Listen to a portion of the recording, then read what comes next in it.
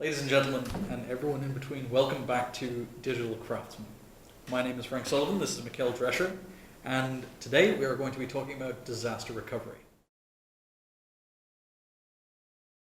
Like everything, it has many different aspects.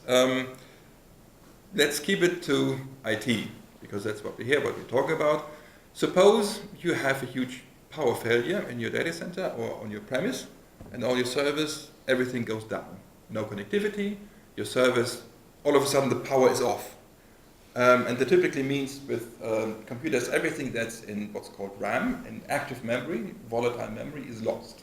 That sounds like a disaster.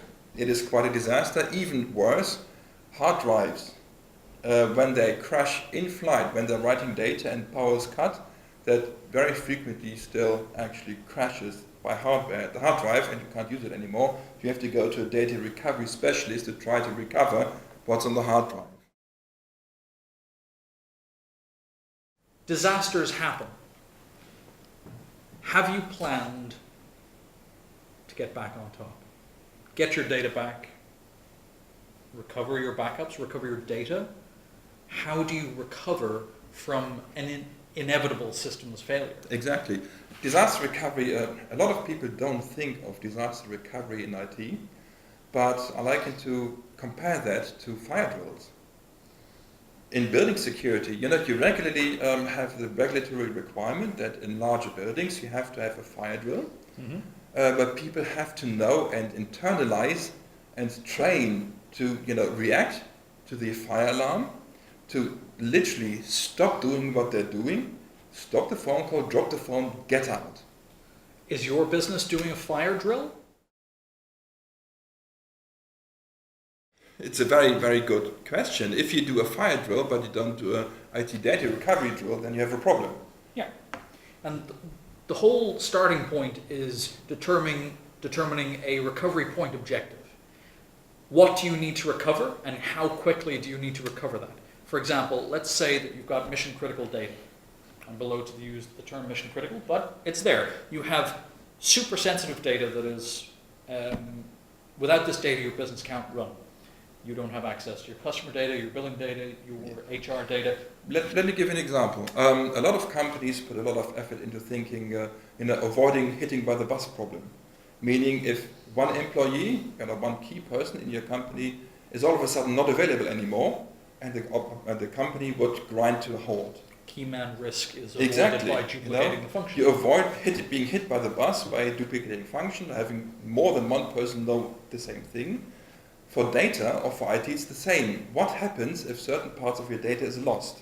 If that data is so critical that your company goes out of operation within a week, 2 weeks, a month, that is mission critical, and for that part of the data, you ought to have a disaster recovery plan.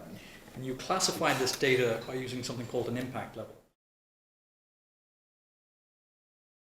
To what extent would your business be damaged by the loss, partial or complete failure, of this data?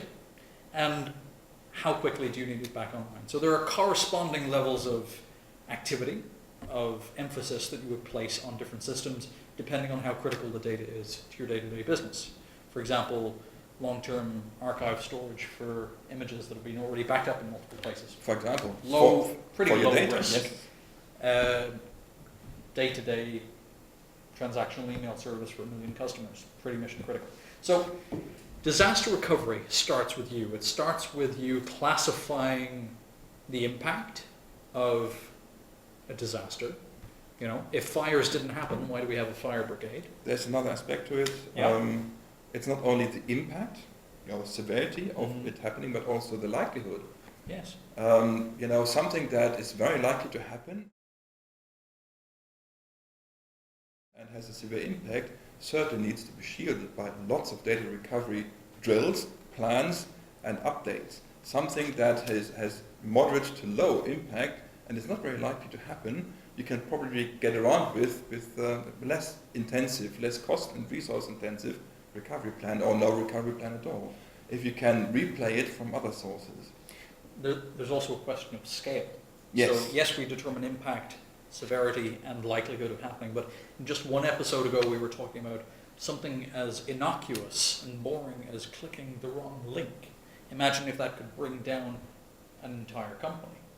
That frequently happens. It does Think happen. about last year's impact on the NHS England, I think it was, some parts Yep. in the Midlands, that large swathes of hospitals and mission critical infrastructure in the hospitals that's used for, I don't think it was operational theatres, but administrative stuff, other stuff that's for bad allocation and Yeah. things like that, was simply disabled by a security vulnerability incident. Yeah, we're not just talking about customer credit card details stolen. We're talking about people unable to get medical treatment.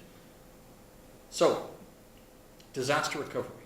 It's the number one thing that you should be thinking about for your business, because shit happens.